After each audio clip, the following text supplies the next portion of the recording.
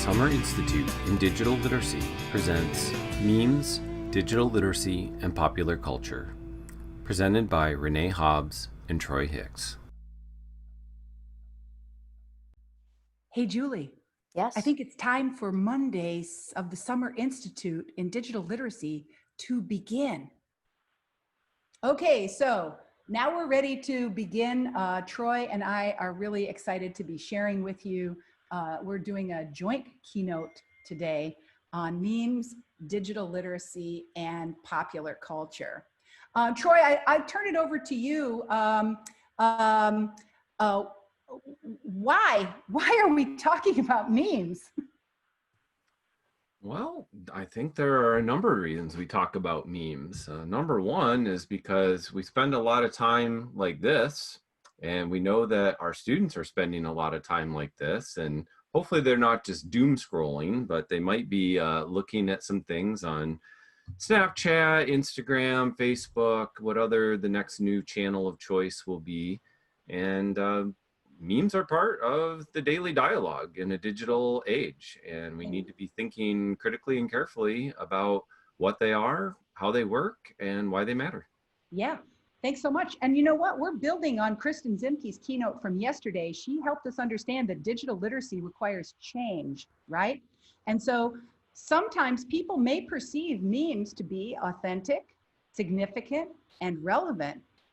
And that means they're an artifact worthy of serious inquiry. So we're offering you a workshop where we're going to be doing an inquiry on memes. And we decided that rather than use a slide deck, we would like to use a conversation. So Troy and I are going to have a dialogue. We're going to talk and talk and talk and talk. And as we talk, we'd like you to listen to our dialogue. This is actually a listening activity. As you listen to our dialogue, see if you can identify how we address these issues. Is meme making just a silly form of play? When you hear us talk about that, you can check the check box. What about school appropriate memes and the other kind? When you hear us talking about that, you can check the box. See if you can see what we say about the power of memes to advocate for a cause. See if you can see how we explain and think about meme making creativity and rhetorical analysis skills. I hope you're listening carefully as we talk about how relevance, agency, power, and social responsibility intersect in meme making and in meme reading and writing. And of course, you're going to really enjoy what we do when we demonstrate how collaborative video production can happen in a fully online setting. You're going to get to see what it looks like and feels like and actually do it for yourself. I thought I'd start by sharing with you a meme that one of my students made. I teach undergraduate students at the University of Rhode Island. At the end of the semester, I said, well, for this last assignment, you can choose to make a collection of 20 memes on any topic of your choice, but it has to have a propaganda purpose, right? I want you to be a positive propagandist. This kid was like, I don't know, what was he, like a biology major? So Troy, what do you think about the meme that was made by my undergraduate students? How do you read this meme? Well, first of all, I read it because I'm that nerdy kind of person that needs to understand the one does not simply walk into Mordor from Lord of the Rings. And I'm going to drop a link into the chat here. We don't want people to follow it right this moment. But if you're not necessarily a Lord of the Rings fan and you need to have some context, there it is. But also, I'd like to think that your student was doing this in a purposeful way, because I know that there's been this massive hive death bee thing going on for the past couple of years, and perhaps your student was trying to just capitalize on using the meme to get this point across in a different way, because I can't remember. It's got some scientific name like hive death die off something or other, but that sounds so scientific and vague, and people may not even make the connection that we need the bees to have the crops. So That's kind This of is how I a read this one. really great point, Troy. This meme doesn't mean anything to you if you don't have some background knowledge about bees and how bees are important to the agriculture industry and how the bees are dying off. So the way you read this meme depends on this prior knowledge that you have, right? And memes are very efficient at activating prior knowledge, tapping into it to make a point, right? So I think that's really cool. And I think it's one of those examples of like, this kid was aiming to address an issue related to agriculture industry, and he did it in a really creative way. Troy, I wonder how you would read this meme. Well, how do you read this meme? Oh my. Well, first of all, it brings back some good 80s memories for me. And I'm sure there are probably a few others of us who might have cultural memory back to Marty McFly and Back to the Future and so forth. And the idea that we would now be in 2020 and we are suddenly in this cultural moment. Perhaps some of the fashion choices are accurate, perhaps not.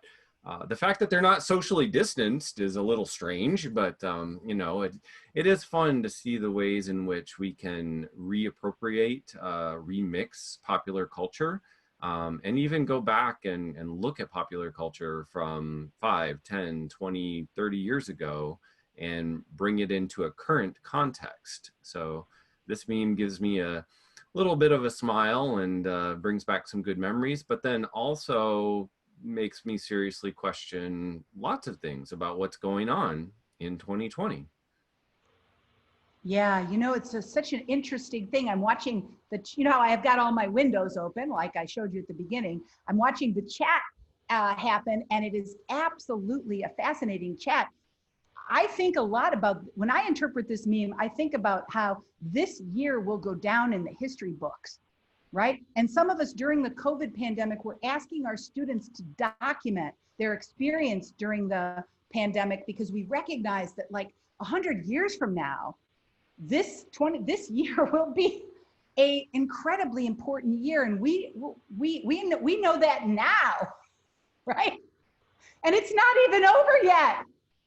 Well, and So what's he's interesting is really responsive to that.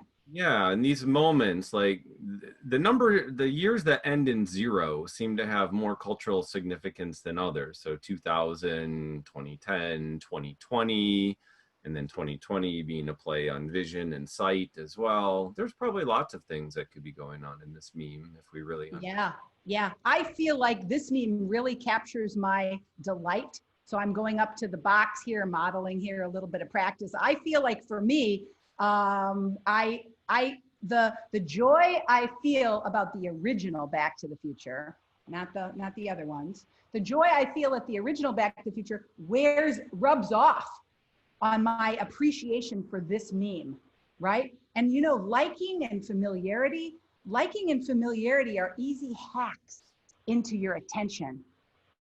I can hack your attention by using something you like or something that's familiar. And if I'm a propagandist, I can manipulate your tendency to not really critically analyze the things that you like. You know, we critically analyze the things we don't like, but we tend to skip over the things that we like. So I think it's important to interrogate the things we like. All right, and now it's time for us to talk about, oh no, Mrs. Hobbs, you told us to teach memes in the classroom, and the first thing my student did was bring in this one. It's oh so very school inappropriate. How come it's important for us to think about, or how do you think about school appropriate and school inappropriate memes? And what's your take on that, Troy? So there's an interesting kind of technical question here as to whether this would actually make it past the school filter. And I wonder if, because it is not text, like if the meme was not alt tagged or had some kind of text on it, this probably could make it through Google Images.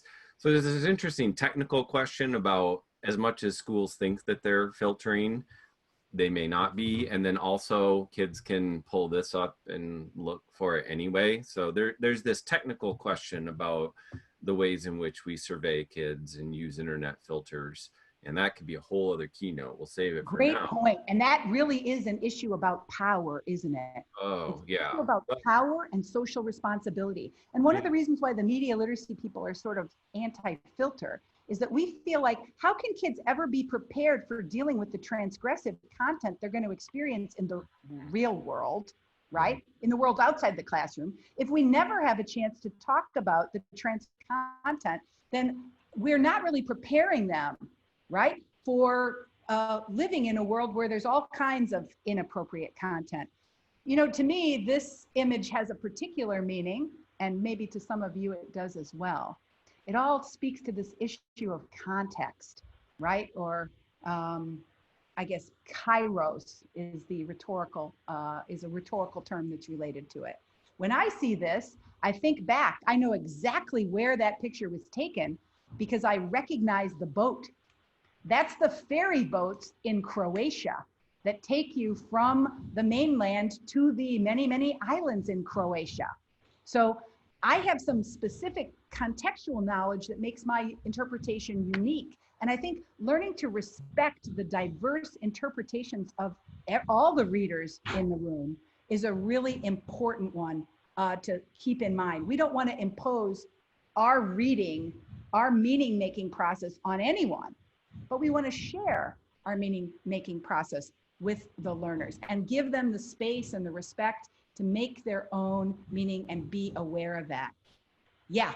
So what's even interesting, just another quick little side note in the cultural moment with the F-bomb and Lin-Manuel having to make some decisions, how he would give 2 Fs, but not the third one for Hamilton to go on Disney Plus. There's an interesting little conversation about the ways in which we use words like that could be brought up from a conversation.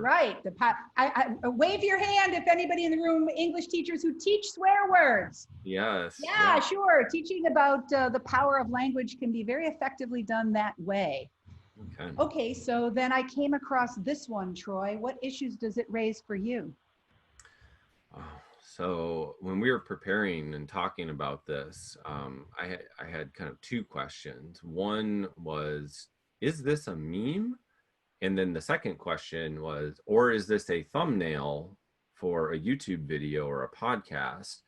And then it started to blur a line, and I started to think, now wait a minute, when we think about the attention economy and we think about the way in which people are experiencing media and even clips of media as it comes through a Twitter feed or a Facebook feed and getting the 15 or 20-second preview so they'll actually click in, it's really interesting how these mimetic types of genre conventions with the all caps and the, slightly, provocative imagery. And this one, it has 2 images. It has, an image superimposed on another. There's a couple different things happening here. So again, I wonder, is this a meme itself? And whether or not it is a meme, what is it meant to evoke? And stark contrast of these 2 images of George Floyd. Yeah, thank you for sharing those ideas about genre. I think one of the things that's so exciting for us humanities people is the way that genres are constantly being reinvented and remixed. And that this meme speaks, or whatever it is, this image speaks directly to that. For me, I love the way the photograph of George Floyd makes me feel empathetic. Notice how he's looking me right in the eye, right?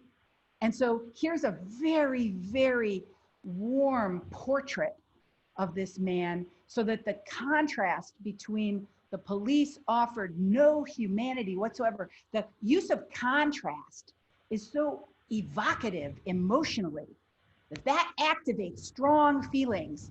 And so that's another technique used in the language of memes, evoking strong emotions and sometimes bypassing critical thinking. And But there are really, we're some talking about really, politics now, aren't we? Because when you share a meme like that, you're making a political statement. And how about this one, Troy? When you share a meme like this, you're making a political statement too, huh? How do you interpret this meme? indeed, you are. So there are a number of questions emerging in the chat about copyright and fair use. So we'll talk about that political question here in a minute too. But of course, this is the infamous Dos Equis, most famous man in the world, or most interesting man in the world, pardon me, which was an advertising campaign. And of all the versions of a meme that we could find with this gentleman, this was one of the tamer ones, actually. So this one has been a meme, much like the Lord of the Rings meme, that's been used in a variety of different ways for a variety of different purposes. And as we were trying to find a political meme that didn't fall onto the spectrum of just outright political advertising, or as you describe in your new book, the issues of propaganda, we thought this one was appropriate because then it really harkened back to the original advertising campaign about how sophisticated we're going to be. So if we are going to commit voter fraud, certainly we're not going to do it in some, overt, terribly obvious way. We're going to do it in a very sophisticated way, and we'll be sure to cover our tracks as best as possible. Great, great point. I'm seeing in the chat the Europeans and the Brazilians are pointing out that this is an impossible meme unless you've seen the TV commercial for the beer. This is a TV commercial for a beer ad, and Brazilians and the British have not seen that ad. So what it means is it's different. It's harder to read. But what I like is the way in which authority is being commented on. So power and authority are being commented on here in a really interesting way, right? We've got the white man as symbolizing this authority figure. And yet, because he's speaking to us in the first person, right? Telling us that he commits voter fraud. Well, I mean, just think about which of your favorite politicians might be responsible for voter fraud, right? So there's a critical commentary on politicians embedded in the voice, the first person voice of the politician himself, right? And so I think this is a really interesting way that many, many memes play on or provide an invitation for us to critique authority. And that's an interesting phenomenon, isn't it? That memes provide a way to critique authority. And that brings us to our last meme, Troy. We're back to the beginning, I guess. We are. One does not simply walk into Mordor, just as one does not simply win the US presidency by popular vote. So again, another cultural commentary. There has, for many years, and I think especially since the 2016 election in the US, been this conversation about the difference between the popular vote and the Electoral College. And this one, it's really kind of weird because in the original context of the movie, he's making this point about how difficult it's going to be to face all the orcs and the Eye of Sauron and all these terrible things that would happen to them. But trying to reconstitute, sorry, maybe constitute and constitution, not quite the right word, but trying to rethink what it means to do a popular vote versus the Electoral College really question some underlying themes in our democracy and how our system of government works, which on the one hand is not quite the same as facing down orcs. And yet at the same time, the systemic problems and what created this have been going on for decades and perhaps centuries. And when we look back at the ways in which the Constitution was originally written and how the Electoral College was developed, and in this current moment, issues related to anti-racism and all kinds of things related to restitution and all these issues, it raises some serious questions about what our American democracy is, all wrapped up in this very little tiny commentary about the popular vote. Mm-hmm. Such a great observation. So when we look at how power is depicted, we definitely notice some patterns, right? Who's the hero? Who's the villain? Who's the victim?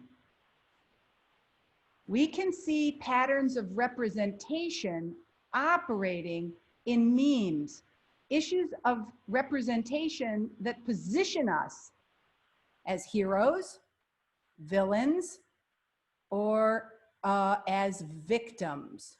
So power and agency and social responsibility are embedded in the positionality of how people are represented. And I noticed in the chat, did you notice we didn't see a single woman in any of those memes, right? We didn't. But we did have a chance to engage in thinking about the rhetorical ways in which memes operate complex meaning making.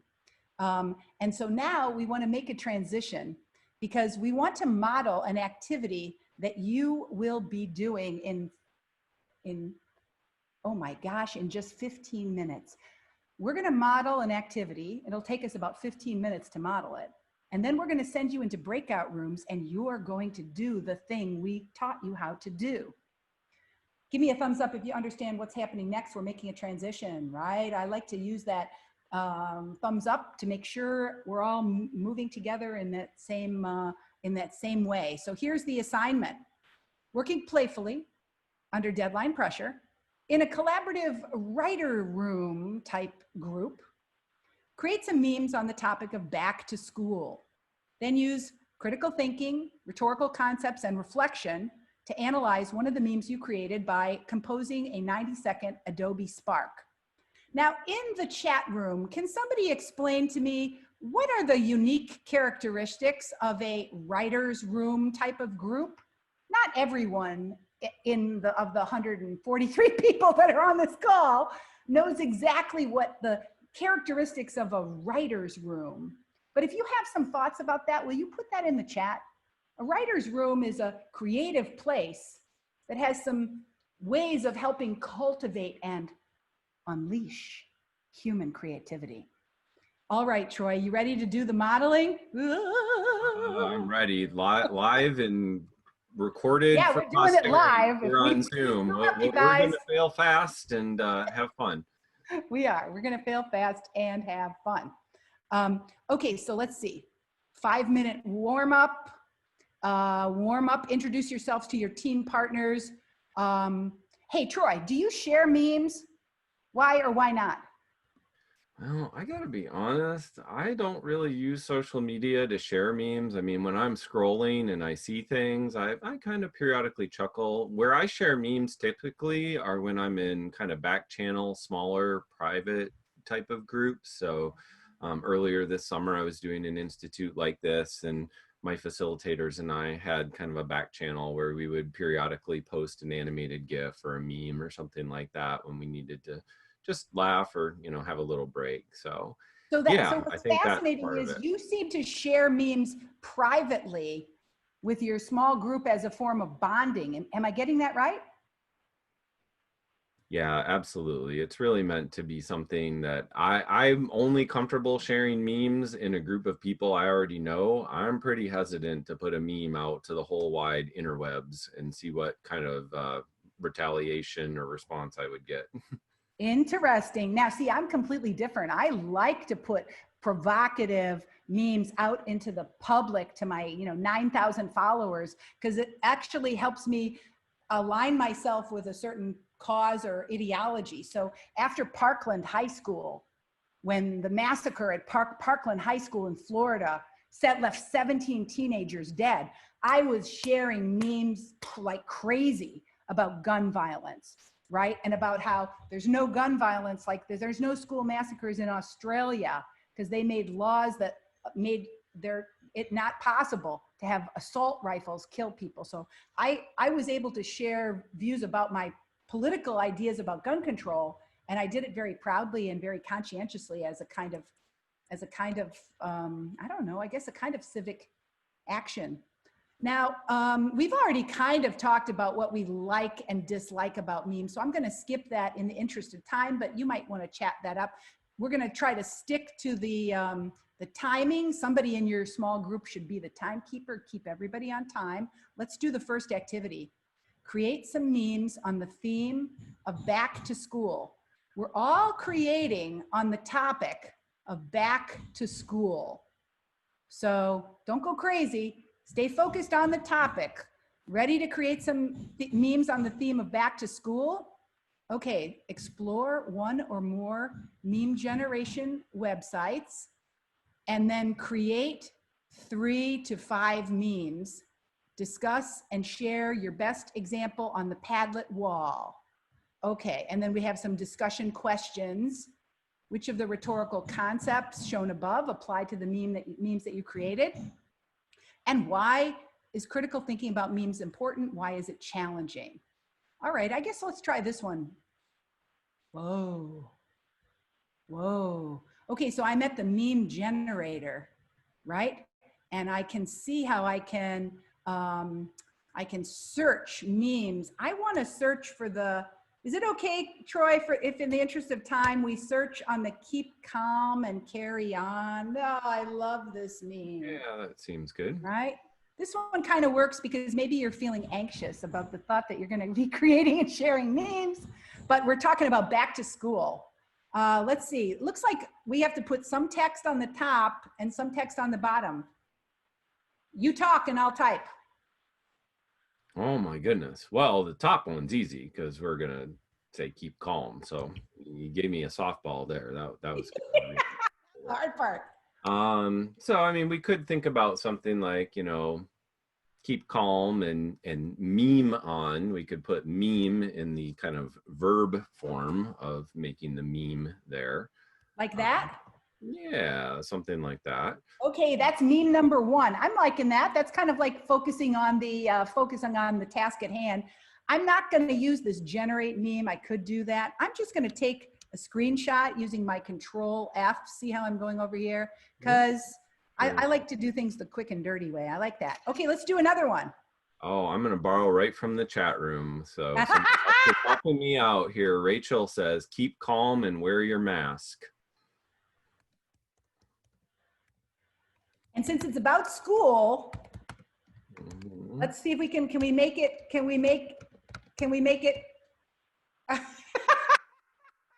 we got to do back to school. Yeah. Oh, yeah. Okay, that's meme number 2. Yeah. Yep. Okay, now, you know, human creativity is we just got to keep generating until we get to one that we really like. Keep going. Right. Well, and I was thinking about sanitizing, so keep calm and alternate remote learning days or something like that. Alternate between remote and face-to-face learning or something like that. Okay, not funny, but it's still good. I'm doing the cardinal sin of never do this in a writer's room. The rule in a writer's room is never critique. That's okay. That's okay. So I'm sorry I did that, but let's try one more. Oh, I mean, you could get a little sassy and think about all the things that kids are likely to do anyway, between sneezing, coughing, rubbing their nose on their shirt and doing stuff like that. And you could say, oh, I'm trying to think of something funny about spreading germs, but trying not to spread germs, but inadvertently spreading germs anyway. That could be one way to think about it. I might go to the chat room here and see what other I'm going to try this. I'm going to invert the top part. Don't keep calm because your students are sneezing. When? Don't keep calm when your students sneeze. Right? Be afraid. Be very afraid. Yes. Okay, we did it. Now, which one of those do we want to put on the wall, buddy? I don't know. You said mine wasn't so funny, so I'm just sorry. I don't care. No, I think you know, the one obviously that most people are going to relate to is probably the wearing your mask. Yeah, that one is okay. There we go. Right now. Okay, so I'm uploading it. Done. All right, that was easy. Now, if you're up for a challenge, you want to do this one. This is the fun part. Work collaboratively to make a short Adobe Spark video where you comment on and analyze one of your memes. Review the rhetorical analysis concepts displayed above. Troy, thinking about the meme that we just uploaded over here to back to school, keep calm and wear your mask in school, which of these rhetorical concepts do you think we could use as we try to analyze that meme? Oh, well, I think we're definitely going to be talking about some Kairos, because clearly it's mid-July and many people around the country still have no idea if and when and how they're returning to school, even though some school districts already have figured some of that out. I think that, you know, we could definitely kind of think about the material aspects. I mean, that keep calm idea, which was originally as part of the Blitz in London from decades ago in World War II, has now been taken over in many kind of different cultural appropriations over the last 5 or so years. Nice. So that's really rhetorical analysis, as we understand that the original use of the visual iconography has been repurposed for a new message. I think also the this is kind of a logical appeal, isn't it? Right? I mean, there's not a lot of emotion here. It's really using logos, an appeal to logic to persuade someone, right? Yeah. Yeah. Okay. So we're ready to start creating our video. We're going to make a short video about this meme. And what we're going to do, it says we're going to go to Adobe Spark Video to create a simple video that uses one or more of the rhetorical concepts to analyze the meme. Yep. So I'm going to click on Adobe Spark Video. I'm going to see what it says up here at the top, start now for free.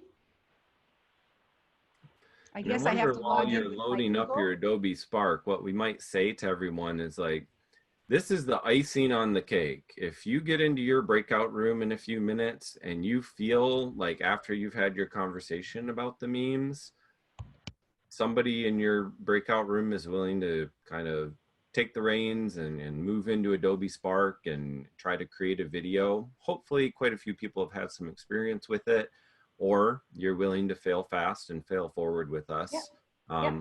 This is the icing on the cake, right? Exactly. So you can see that we're given a template. Adobe Spark is a simple video production tool that's designed for a 5-year-old to be able to make a video, right? And of course, 10-year-olds and 15-year-olds and 20-year-olds and 55-year-olds can make a video here. You could use one of these templates, but I'm just going to pick a blank one because that's all I really need is a blank one, right? I think it's going to give us a little tutorial. Let's watch the little 1-minute tutorial to see what it's actually saying here. Can you guys give me a thumbs up if you can see that video?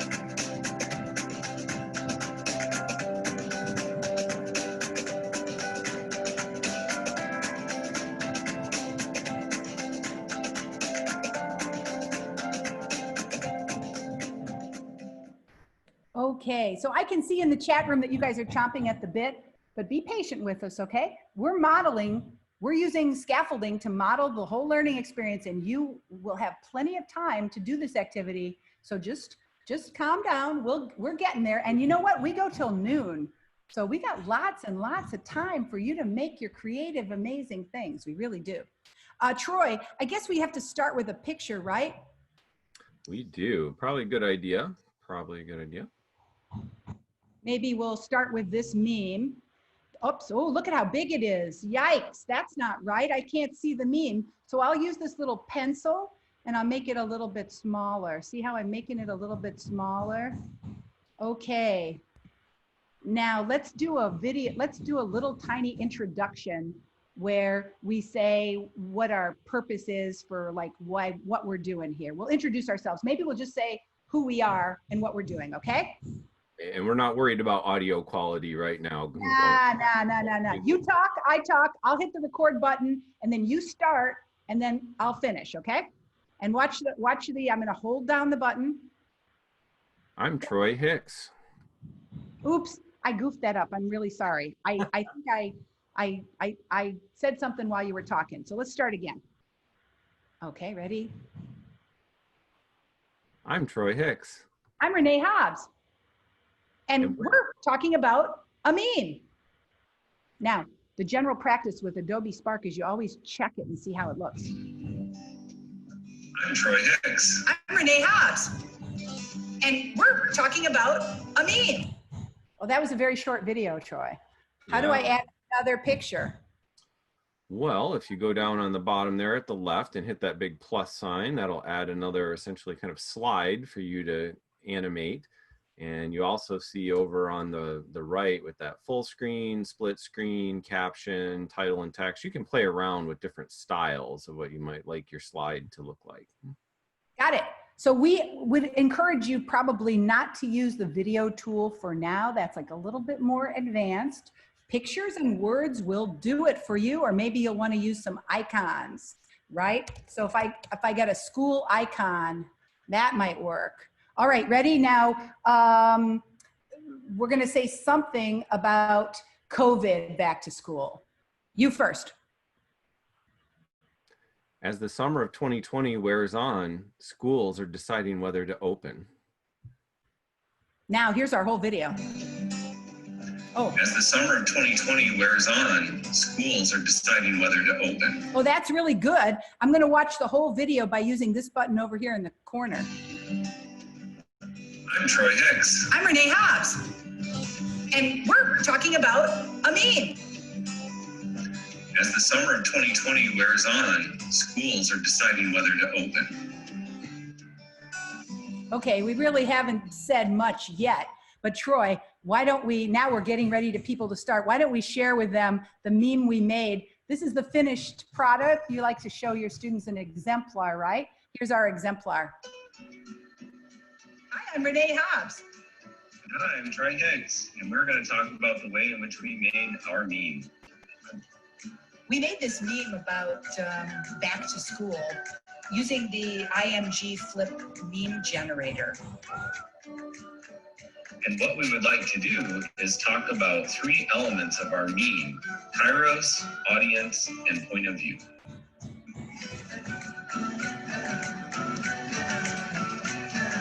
Kairos is an appeal to context, and given that we're heading back to school in just a few weeks, our meme is very timely.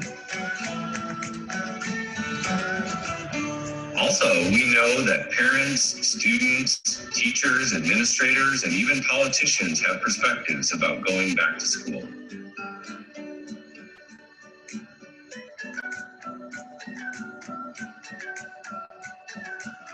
Visually, this meme offers us the point of view of the car just behind the one that's making the bad decision. And boy, that's a metaphor for what we're about to face this fall. After making 5 different memes, we decided that this one best represented the challenges facing us this fall.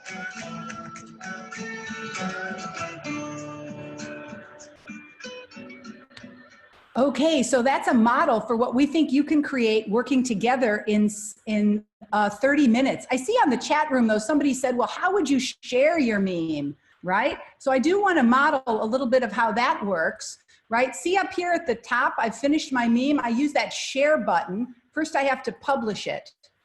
And then once I publish it, I create a link, and it's going to take a minute or two for that link to form. And then I'm just going to put that link over here on the Padlet wall. Let's see if I can, it'll take a minute or two for that link to populate, but then I'll come over here and I'll put it on the Padlet wall.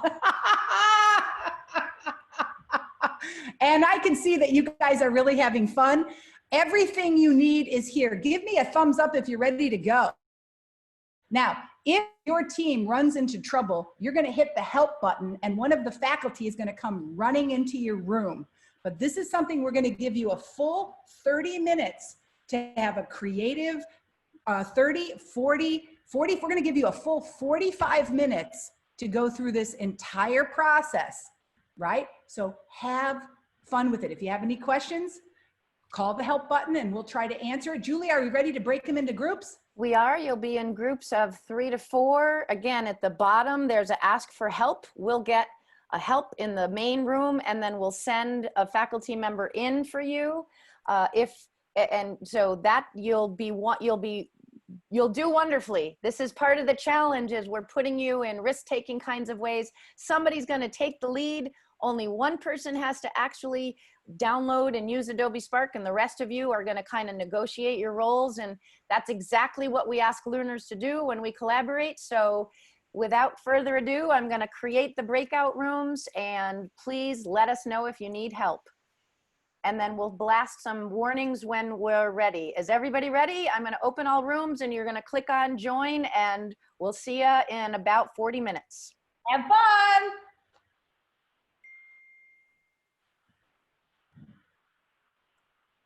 Okay, so now we have just that picture. Uh-huh.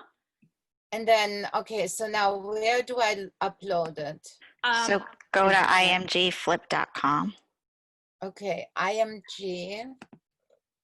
Okay, Flip.com. IMG Flip.com. Perfect. Okay.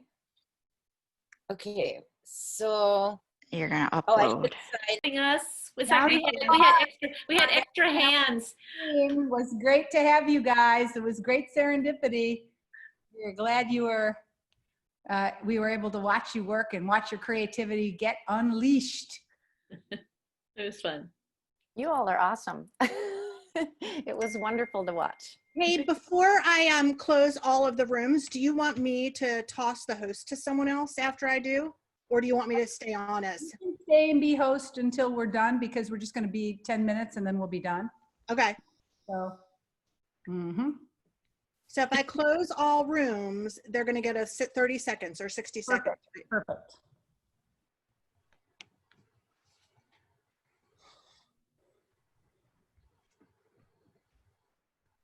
Julie, if you're available to check your private message from me on Signal, that would be great. Hey, everybody, you're coming back now, right? Hello. Hey, you're coming back. Welcome, welcome, welcome. Watching you come back to the room. We're watching you get back together. Watching the room, the numbers fill up. 44 people are back. Pretty soon, everybody will be back. We're taking a chance to have a little deep breath now. Deep breath. We've completed that activity. We can go deep breath. Creativity is wonderful, but indeed it is a messy, messy process. So we're watching everybody come back. I'm saying hi, I'm waving to all the people who are back. I see 118 of you are back. You guys rock. 120 of you are back. It's so glad to see you're back. So we're just going to take a few minutes to do a little debriefing and some reflection, and then we'll be letting you go because it's going to be time for lunch. What a delight to see you work today. But let's just do a little temperature check before we begin, shall we? Temperature check on a 5-point scale. 5 means, wow, my creativity was unleashed and we created something amazing. 4, it was okay. Yeah, it was good. It was good. 3, yeah, we got it done. 2, oh, it was a struggle. And 1, it was a disaster. Hands up. Hands up. Look around the room now. Scroll around, faculty. If you can scroll around, keep those fingers in the air. Keep those How fingers do we in the air. put our hands up? You put your hands up for the fingers that represent the kind of experience that you had. Yeah. Thank you so much. Let's give each other a round of applause. You actually engaged in creative collaboration today. And in a way, we wanted to model that activity on Monday because that is the heart of what you're going to be doing in your design studio. You're going to be creating and collaborating with a partner to make some amazing things together. And we just proved to you how it can be done. I'm sitting in my living room and you're sitting in your living room, and yet we were able to create together using the power of digital media. And that is kind of amazing, right? It was kind of amazing. But the creative process and the collaborative process are unstoppable. They're unstoppable. And you got to experience that a little bit today. But you also discovered the phenomenon we like to call messy engagement. Give me a thumbs up if you experienced some messy engagement. You know what that is. It was a hot mess for some part of it, right? It didn't go smooth as silk, did it? No way. It was messy engagement was at the very center of the creative and collaborative process. Sometimes we teachers were afraid of messy engagement because chaos is scary, right? And we like to control things.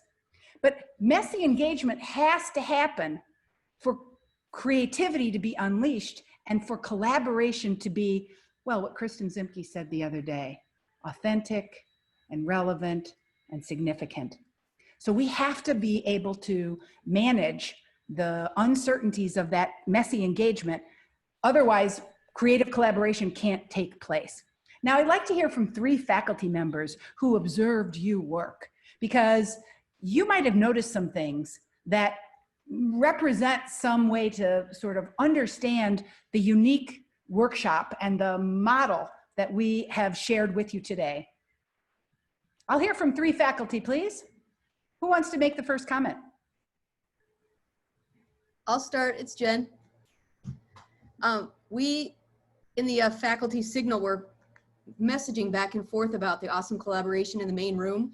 We love the fact that people had a sense of humor, were able to just roll with it when they ended up in a room alone. They ended up back in the main room and they said, hey, let's work together. And then we were incredibly impressed with the fact that people were inviting others to participate, making sure everyone had a voice, having people share screens. The collaboration was incredible. So that was fun. Wow, thank you so much for sharing, Jen. That is an absolute feature of this experience, this learning experience. Let me hear from another faculty member, please. It's Mike. I was in there with Jen in the main breakout room. That was the default breakout room that self-labeled themselves the Island of Misfit Toys. They were amazing and did all the things Jen just said.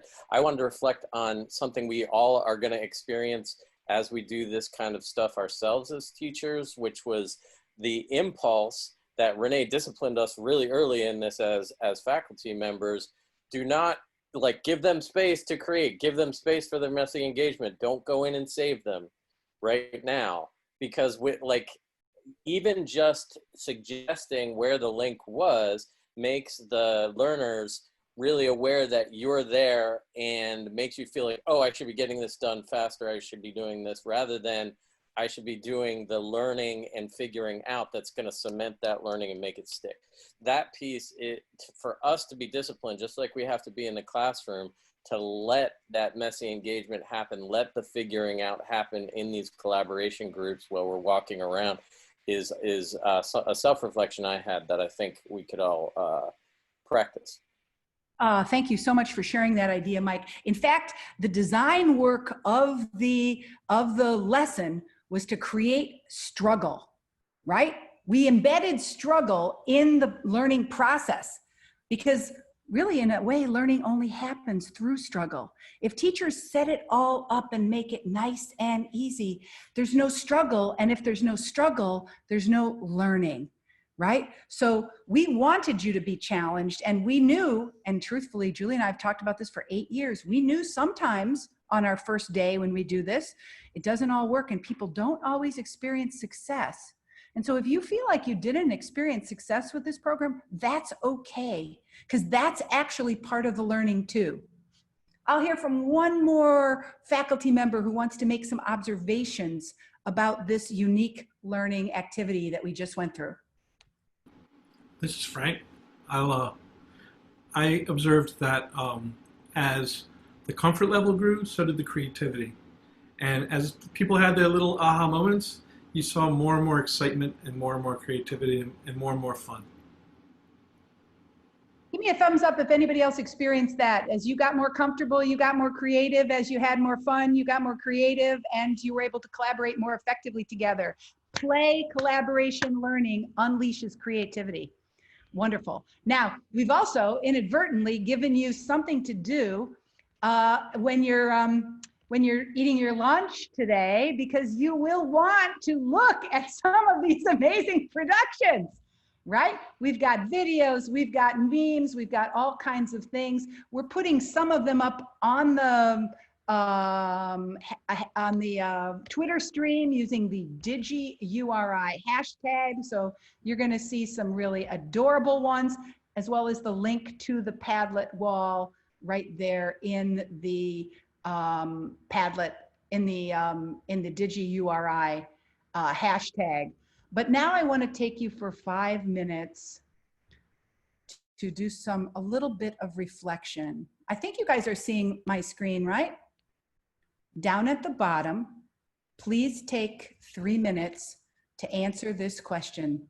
Why does meme making unleash creativity and collaboration? How can meme analysis promote critical thinking? You click on the answer, and I'd like you to type in your response here. We're just going to give you about 5 minutes to make a comment here, reflecting on your learning today.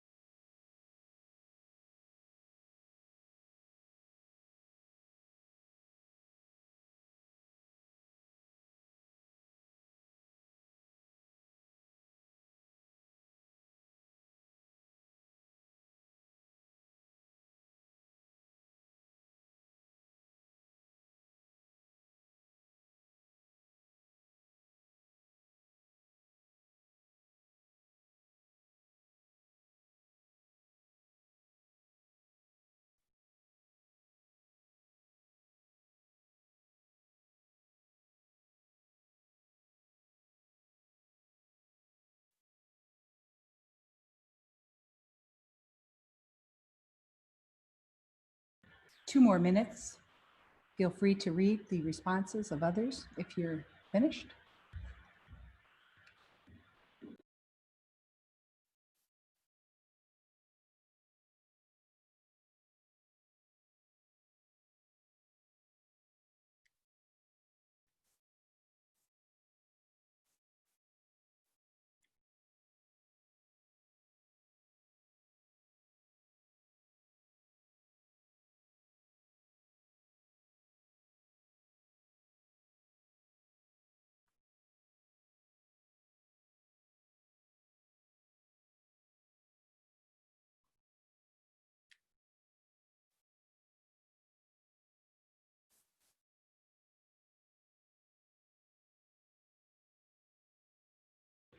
Okay, it looks like many of you are completed, and I'm just sharing my screen to you to invite you to go back up, up, up.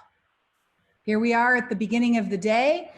In order to complete this step, you must click off the key ideas. I'm reminding you with this activity what the learning purpose was.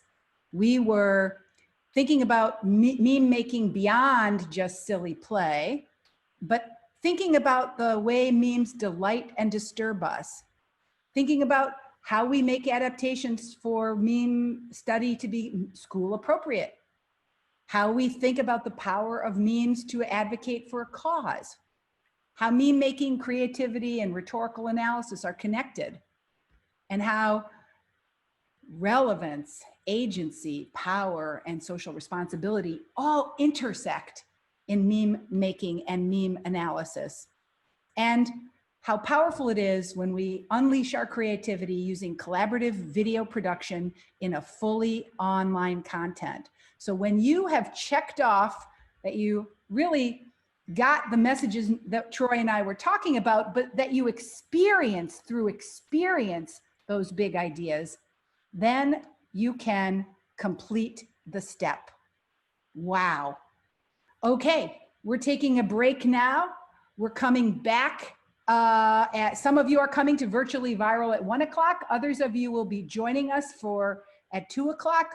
All day, we'll be following the path for our learning. So I'm scrolling. Yep, so I'm scrolling up to the top and inviting you to follow the path for our learning this afternoon. If you have any questions, you can use the chat room. Otherwise, there's the agenda. Let's give ourselves a round of applause for the good work we did today. Renee, can Troy share his screen too if everyone doubts that learning isn't messy? He made a great meme from the staff right after we opened up to breakout rooms. So Troy, if you don't mind sharing.